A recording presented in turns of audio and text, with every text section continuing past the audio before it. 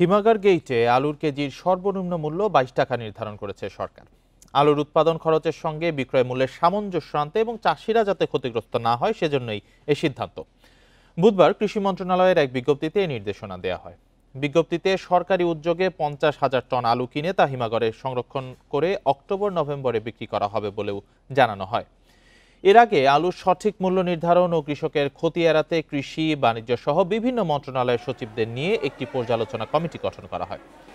কমিটির সুপারিশ পর্যালোচনা করে সরকার হিমাগার গেইটে আলুর এই দাম নির্ধারণ করে। এছাড়া সরকার আগামী মৌসুমে আলু চাষিদের প্রণোদনা দেওয়ার সিদ্ধান্ত নিয়েছে বলেও বিজ্ঞপ্তিতে জানানো হয়।